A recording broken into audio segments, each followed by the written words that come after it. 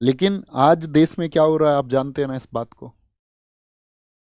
आज जो कुछ भी हो रहा है, देखिए हमारा एक नैतिक उत्तरदायित्व इसलिए भी बनता है क्योंकि इस एसएससी एग्जाम के लिए जितने भी बच्चे तैयारी कर रहे हैं, तो हमसे सबसे ज़्यादा बच्चे पढ़ते हैं। एसएससी का सबसे ज़्यादा लाइव बच्चा कहीं पर है तो वो यहाँ पर है। तो एक नैतिक उत्तरदायित्व यानी कि उन बहुत सारे बच्चों ने अपने भविष्य की उम्मीद वो किससे लगा रखी होगी, वो हमसे लगा रखी है। लेकिन दोस्त, जब हम पढ़ा रहे हैं और अगर कोई स्टूडेंट हमसे ये पूछ ले कि आप जो पढ़ा रहे हैं क्या गारंटी है इस बात की कि एग्ज़ाम में जितना अभी चल रहा है कोई ट्रांसपेरेंसी नहीं है, कोई जवाबदेही नहीं है, बहुत सारी जितनी भी गड़बड़ी स्टूडेंट्स को फेस करनी पड़ रही है, क्या इस सब का जवाब भी तुम्हारे पास में है? तो मेरे दोस्त, अब तुमको कहना होगा कि अब और नहीं। और मैं ये कह सकता हूं कि इस बात को हमको हर किसी को बहुत आक्रोश से बोलना चाहिए, क्योंकि अब ऐसी स्थिति आ गई है कि जिस देश में मतलब टीचर्स को एक भगवान की दृष्टि से देखा जाता रहा है, तो उन टीचर्स को भी बार बार मजबूर कर देना कि उनके ऊपर भी प्रश्न चिन्ह लगाए जाएं। और वो किसकी वजह से प्रश्न चिन्ह लगते हैं? खराब व्यवस्था और सरकार की वजह से। सरकार की वजह से। तो एक अध्यापक सिर्फ बच्चों को पढ़ाने के लिए नहीं है, कोई भी एक अध्यापक उन बच्चों के अभिभावक की तरह है, जो सिर्फ उनको ये नहीं है कि किताबों का पाठ पढ़ाता है और वो किताबों का पाठ पढ़ाते रहने से बात बनेगी भी नहीं दोस्त। क्योंकि गड़बड़ी होती रहेंगी आप सबके सामने, क्योंकि ये एक ऐसा वक्त है कि शायद जिसमें हमको इतिहास लिखना होगा। एक उबाल तुम सब लोगों को अपने अंदर पैदा करना होगा और वो चीज़ें तुमको सपोर्ट करनी होंगी, हमेशा करनी होंगी, क्योंकि एक बोर्ड एसएससी आप सबके जीवन से लगातार खेलने का काम कर रहा है। आज इतने ज़्यादा भ्रष्टाचार में वो फंस चुका है, इतनी ज़्यादा लापरवाही हो चुकी है, और सारी गड़बड़ियां जो भी हैं वो तुम सबके सामने है कि कितना अन्याय बच्चों के सामने हो रहा है, बच्चों के साथ हो रहा है। बच्चा एग्जाम सेंटर पर यहाँ बैठा हुआ है, साइड में डीजे पे सॉन्ग चल रहे हैं। एक जगह तो सेंटर ऐसा बना दिया गया है, मुश्किल से 50 गज जगह होगी, उसके चारों तरफ कूड़े का ढेर है। आज ही सुबह आपका सिलेक्शन पोस्ट के एग्ज़ाम में जो आपका गुड़गांव की एक लैब है, ठीक है, उसको मतलब एकदम से वहाँ पर पाया गया है कि वहाँ पर हैकिंग हो रही है। तो ये जो एडिक्विटी है, इसका सिस्टम ऐसा है कि जिसको बहुत आसानी से हैक कर लिया जा रहा है। दिल्ली में आपका पवन गंगा एक लैब है, उसको आज वहाँ पर हैकिंग पकड़ी गई है, ठीक है, उसको रेस्टिकेट करके नए 3 सेंटर्स बना रहे हैं। तो बच्चों क्या बेवकूफ़ समझ रहे हो? ऐसे किसी व्यक्ति के हाथ में जिम्मेदारी दे दोगे कि जिसका सिस्टम कोई भी हैक कर सकता है।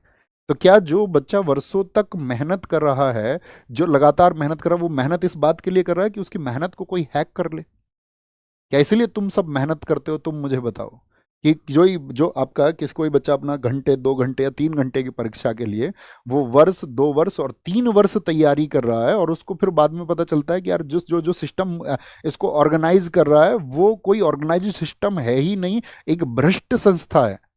एडिक्विटी जो साथी आपका बैन हो चुकी पहले, उसी को तुम फिर से टेंडर दे दोगे, इस बात के लिए टेंडर दे दोगे कि भाई ये कम खर्चे में एग्जाम ऑर्गेनाइज करा लेगी। तो ऐसे तो कल को कोई एक बच्चा खड़ा हो जाएगा स्टूडेंट्स में से, कहेगा कि यार ये रोजगार मुझे ही दे दो तुम। क्यों नहीं ऐसा करते कि मोदी जी ये रोजगार इस बच्चे को दे दो और ये बच्चा ये काम करेगा, ये सेंटर चलाएगा। क्योंकि होनी तो गड़बड़ी है एट द लास्ट, तो उस बच्चे के द्वारा बनाए गए सिस्टम में कोई गड़बड़ी हो जाएगी, तो उससे अच्छा है कि फिर को 4 लोग आएंगे कि भैया हम तो एकदम से 10-10 रुपए में पेपर करा देंगे, कोई बोलेगा हम भैया 5-5 रुपए में पेपर करा देंगे। तो तुम क्या बच्चों से पैसे लेते नहीं हो? आप बच्चे से हर एक स्टेप पर पैसा लेते हो। बच्चा कभी उस एक चीज का विरोध ही नहीं करता कि भाई मेरी फीस इतनी ली जा रही है या आप कोई फीस बढ़ाएंगे, उसको कोई विरोध करने का मतलब नहीं है, वो देता है। उसको जानता है कि यार सिस्टम में पैसा लगता है, ऑर्गेनाइज होने में पैसे लगते हैं। लेकिन जब आप उसके पैसे का दुरुपयोग करोगे और उस दुरुपयोग को करके आप उसके जीवन को प्रभावित करोगे, और ऐसा जीवन उसका प्रभावित करोगे कि वर्षों दर वर्ष जो उसने मेहनत की है उसका जो नतीजा है वो उसको शून्य मिलेगा। आपके सामने आपने देखा होगा, अक्सर पिछले वर्षों से आप देख रहे हैं कि पेपर लीक की खबरें आती हैं। सरकार क्या कहेगी? ढोंग के नाम पर उसको जांच का एक नाम दे देती है, कहते हैं इसकी जांच कराएंगे, हम इसकी जांच करा के और तब इसको बढ़ाएंगे। इतने में ही एक अभ्यर्थी उस इंतजार को करता रहता है, वर्षों का इंतजार करता रहता है। बहुत सारे लोगों की उम्र पूरी हो जाती है, उम्र पूरी हो जाती है, और कभी कभी तो ऐसा हो जाता है रिजल्ट का इंतजार। सीपीओ में क्या चल रहा है? सीपीओ का रिजल्ट क्यों क्यों रोका हुआ भाई साहब आपने? ऐसी क्या मतलब एक फिक्स टाइम पर आप परीक्षाओं को आयोजित करें, एक फिक्स समय पर अगली परीक्षा से पहले एक आंसर की आप दे दें, एक रिजल्ट आप समय पर दे दें, तो वो मतलब क्यों नहीं कर पा रहे हो? उसमें ट्रांसपेरेंसी क्यों नहीं है, पारदर्शिता क्यों नहीं है? लोगों तक आप ये मैसेज क्यों नहीं देते हो कि भाई ये कारण है, इसका उचित कारण ये है? ऐसा एक उचित कारण दीजिए ना जिस पर विश्वास किया जा सके। जितनी भी धांधलियां हैं, जितनी भी भर्तियों में देरी है, जितने भी पद गायब हो रहे हैं, जितनी भी पारदर्शिता की कमी है, ये अब कॉमन बातें हो चुकी हैं। इस देश में कॉमन बातें हो चुकी हैं और नेता अपने एसी के कमरे में बैठ करके ठहाके मार रहे हैं, हंस रहे हैं। एक बच्चा घर में बैठ करके अपने सपनों को कुचल करके रो रहा है और ये लोग वहां संसद में बैठ करके मतलब मस्खरी करते हैं एक दूसरे पर ये लोग मतलब कटाक्ष करके वहां हंसते हैं। बच्चे किसी को टैग कर देंगे ट्विटर पर तो तब नेताओं को पता चलता है कि इस देश में चल क्या रहा है, कि मुझे इस बच्चों के पक्ष में सदन में बोलना है या नहीं बोलना। कभी कभार बहुत बच्चे ट्वीट कर देंगे किसी को टैग कर करके, तो नेताओं को सुध आ जाती है कि हाँ ठीक है, ये सही मुद्दा है, इस पर बहुत सारे बच्चों का जन आक्रोश है और इस पे बच्चे आक्रोशित है, तो इस पक्ष में मुझे बोलना चाहिए। लेकिन फिर वही बात आपका एक समय के बाद में नहीं सुनी जाती है। अभी आप देखिए कितना बोला गया रेलवे रिफॉर्म्स को लेकर के, तो नहीं सुना किसी ने। खूब ट्वीट किए, सब लोगों ने ट्वीट किए। तो हम सिर्फ एक सवाल पूछना चाहते हैं कि क्या ये मतलब ऐसे न्यू इंडिया को हम चाहते थे? क्या ये सही में न्यू इंडिया है जहां ऐसी स्थिति आ गई है कि सात छात्र वर्ग इस देश में सड़कों पर बैठने के लिए सोच रहा है, जहां पर छात्र हर पल ये सोच रहा है कि मेरा भविष्य सुनिश्चित होगा भी या नहीं भी होगा? क्या जो मैं तैयारी कर रहा हूं इसको एक दिशा मैं दे भी पाऊंगा? क्या मैं सफल हो भी पाऊंगा? क्या इसी न्यू इंडिया की संकल्पना हम करते हैं दोस्त? आप बताइए मुझे। क्योंकि आप परीक्षा नहीं ले रहे हैं सिर्फ, और परीक्षा लेके उसके बाद में जब बच्चा धांधली, हैकिंग, किसी भी फर्जी कोई भी एंट्री करा लेना, पैसे वाले बच्चों की, कहीं पर भी ये सुनने में आया, कहीं पर भी आपका किसी खराब व्यवस्था को आप लोगों ने जिम्मेदारी दे दी बिना किसी जांच पड़ताल के। क्या ये एक बच्चे के विश्वास का कत्ल नहीं है? जो विश्वास वो इस देश के प्रति रखता है, इस देश के उन सर्वे सर्वाओं के प्रति रखता है कि हाँ वो लोग हमारे लिए कुछ सोचेंगे, क्योंकि हम इस देश के बच्चे, हम सुनते आए कि जिस ओर जवानी चलती है उस ओर जमाना चलता है। लेकिन ये भारत क्यों नहीं चल रहा है उस जवानी के लिए? ये भारत के नेता क्यों नहीं तड़प रहे हैं उन जवानों के लिए कि ये वही लोग हैं जो कल सिस्टम में बैठेंगे, यही लोग हैं जो इस देश को सुधारने का काम करेंगे, और इनको एंटर कराने के लिए जो व्यवस्था है वो एकदम से भद्दी व्यवस्था है। क्योंकि ऐसा नहीं है ना कि कोई भी छात्र जिस भर्ती को पास करके जाएगा, भर्ती होगा, कल को उसको सिस्टम चलाना है ना आगे। अगर आप उसको पहले ही इस देश की व्यवस्थाओं के बारे में इतनी उसकी मानसिकता को या उसकी मन में ऐसी चीजों को आप घर करा देंगे कि इस देश का तो सिस्टम ही ऐसा है, तो क्या वो उस सिस्टम को नहीं स्वीकारेगा कल? कैसे वो गर्व करेगा मतलब व्यवस्थाओं पर? कैसे वो देश पर गर्व करेगा? कैसे इन नेताओं के लिए वो ये सोचेगा कि हाँ ये मेरे लिए कुछ अच्छा सोचेंगे? बच्चे को पढ़ाने के लिए उसके माँ बाप बहुत जगह पर मजदूरी कर रहे हैं, और बहुत जगह पर लोग अपनी जमीनों को बेच रहे हैं, अपने खेतों को बेच रहे हैं कि हाँ कल मेरा बच्चा कुछ अच्छा कर जाएगा और चीजें एकदम से सही पटरी पर आ जाएंगी।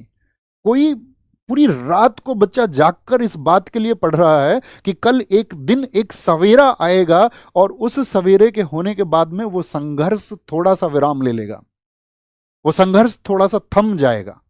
लेकिन जब उसके पास ये खबरें पहुंचती हैं तो उसका विश्वास टूटता है, उसका रातों को जाग कर के जो मेहनत करना था वो एकदम से खत्म हो जाता है और वह इस सिस्टम के सामने हार मान लेता है। मेरा दोस्त, ये हार मानने का वक्त नहीं है। खुद से वादा करना कि अब क्रांति होगी और अब आंदोलन होगा और इस देश के हर घर से आवाज उठेगी, और इस बात के लिए आवाज उठेगी कि हमारे साथ अब इनजस्टिस और नहीं हो सकता, हमारे साथ अब अन्याय और नहीं हो सकता है।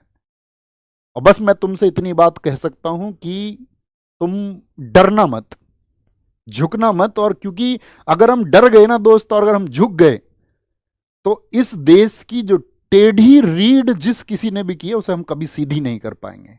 और ये छात्र वर्ग है, ये जवान वर्ग है, जो इस देश की नेताओं के द्वारा जो, या सिस्टम के द्वारा, या खराब अधिकारियों के द्वारा, भ्रष्ट अधिकारियों के द्वारा जो टेढ़ी रीड की जा रही है, उसको हम सीधा करेंगे और मिल के करेंगे। मैं व्यक्तिगत तौर पे कहूं कि मेरा जीवन तुम सबकी वजह से है। अगर अपना जीवन भी कुर्बान करना पड़ेगा इस व्यवस्था में बदलाव करने के लिए, तो हम कर देंगे और बेझिझक कर देंगे, बिना किसी संकोच के, बिना डरे, बिना झुके कर देंगे। तो ये एक मूवमेंट होगा। हम आपको बता चुके हैं 31 को टीचर्स की मीटिंग होगी आपस में। सब टीचर्स आपस में डिसाइड करेंगे कि कैसे एक परफेक्ट वे पर चलना है, ताकि आपकी चीज़ों में जो आवश्यक सुधार होने चाहिए वो कैसे किए जाएंगे। और अगर उन सब चीज़ों को कंसीडर नहीं किया जाता है, तो ये सिर्फ एक प्रोटेस्ट नहीं, ये भविष्य बचाने का आंदोलन होगा, इस प्रशासन को जगाने का आंदोलन होगा, और उस हर एक युवा आवाज को संगठित होना होगा जो इस खराब सिस्टम के खिलाफ में लड़ना चाहती है, जो ये चाहती है कि ये लड़ाई हो। क्योंकि बहुत कॉमन सी चीज़ है ना, सब जानते हैं क्या होना चाहिए। भाई एक कैलेंडर फिक्स हो जाए, फिक्स डेट हो जाए, एक आंसर की आ जाए बच्चों के पास में, उसको पता रहे कि भाई मेरी गलतियां कहाँ पर हैं, क्या पैटर्न चल रहा है। अब तुम किसी भी नई संस्था को कम से कम एक समय पहले बताओगे ना बच्चों को कि भाई क्या पैटर्न होगा परीक्षा का, साल 6 महीने पहले बच्चों को इन्फॉर्म करोगे कि भाई ये पैटर्न होना चाहिए, ताकि बच्चा उस मानसिकता से खुद को तैयार कर ले। अब बच्चे को पता चलता सिलेक्शन पोस्ट का है जी, वो सब कुछ पैटर्न चेंज हो गया है। अब उसके 10 दिन बाद जो सीजीएल देने वाला है, उसके दिमाग में क्या प्रश्न होंगे? जिसने साल 6 महीने 2 साल तैयारी की, उसकी मनोस्थिति क्या होगी इस समय? उसके क्या वो अपनी तैयारी पे फोकस कर पा रहा होगा, या उसके दिमाग में सिर्फ एक ही प्रश्न चल रहा होगा कि यार पैटर्न क्या रहेगा? अब वो उन तमाम वीडियोस को, उन खराब बेवजह की वीडियोस को देखेगा कि अब पैटर्न चेंज में क्या होगा। क्योंकि कुछ टीचर्स को नहीं पता है क्या होगा पैटर्न चेंज करके, तुक्का लगाएंगे सब लोग। ये तो बच्चे को पता चलेगा 1-2 साल में वो पैटर्न रिपीट होता है, तो फिर सब लोग उसकी नब्ज पकड़ लेते हैं, लेकिन किसी को नहीं पता होता। हमने नहीं बनाया कोई वीडियो पैटर्न चेंज क्या हो, पता ही नहीं है किसी को क्या होगा। पारदर्शिता बिल्कुल नहीं है, समय पर रिजल्ट बिल्कुल नहीं है, पेपर लीक्स तो खबरें आती रहती हैं, आप सब जानते हो। लेकिन ऐसी एक संस्था एडिक्विटी को जिम्मेदारी दे देना, जिस पर हैकिंग जैसी चीज़ों की शिकायतें, या ये पता ही नहीं चल रहा है कितने बड़े स्तर पर हैकिंग है, कौन लोग किसको बेच दे रहा है, क्योंकि उनका जो सॉफ्टवेयर वो आसानी से हैक हो सकता है। और एक सस्ती और रद्दी, भ्रष्ट, अगर मैं ये कहूं कि जिस पर भ्रष्टाचार प्रूव हो चुका है, एक खराब संस्था, उसको ये जिम्मेदारी दे दी गई है आपके भविष्य की। और मतलब बहुत सारे मुद्दे हैं जिन पर बातें होंगी। अंत में सिर्फ इतना कहूंगा कि अगर तुमने आवाज नहीं उठाई, तो तुम्हारी जो अगली पीढ़ी है ना, वो कभी मतलब कलम तो नहीं उठा पाएगी, उसको लाठी उठानी पड़ेगी। तो हमको ये क्रांति का बीज बोना होगा, शुरुआत करनी होगी। हम सबको अपनी आने वाली पीढ़ियों, अपने खुद के भविष्य को बचाने के लिए साथी एकजुट होकर के एक आवाज उठानी होगी। और वो आवाज हम उठाएंगे दोस्त, वो आवाज हम जबरदस्त तरीके से उठाएंगे, और हर हाल में उठाएंगे। उसके लिए सब कुछ कुर्बान होता होगा तो हम सब कुछ कुर्बान कर देंगे, और आपके सामने कुर्बान कर देंगे। और हम ये कहें कि ऐसी व्यवस्थाओं में हमको अध्यापक रहना है, और हम अध्यापक रह के पढ़ाते रहें, बच्चों को बरगलाते रहें, तो हम ये कहेंगे कि हम वो अध्यापक नहीं होना चाहेंगे। हम साथी लड़ना चाहेंगे, और इन अधिकारों के लिए लड़ना चाहेंगे। और आपसे भी उम्मीद करेंगे कि 31 को जो टीचर्स की मीटिंग है उसके लिए आप सपोर्ट कीजिए, और भविष्य में सभी टीचर कम्युनिटी जो भी डिसीजन लेती है उसमें आप अपना समर्थन दिखाइए। उन लोगों को अगर कोई ऐसा नहीं है कि किसी को जाकर के आप काउंटर करने लगें, सब लोगों का विश्वास बनिए, उन सब टीचर्स को ताकत दीजिए, उनको ताकत महसूस करवाइए कि हम आपके साथ हैं इसमें, और जो कुछ भी होगा वो सब कुछ करेंगे, सब कुछ करेंगे, सब कुछ करेंगे। ये आप आने वाले समय में देखोगे कि हम आपके लिए क्या करेंगे।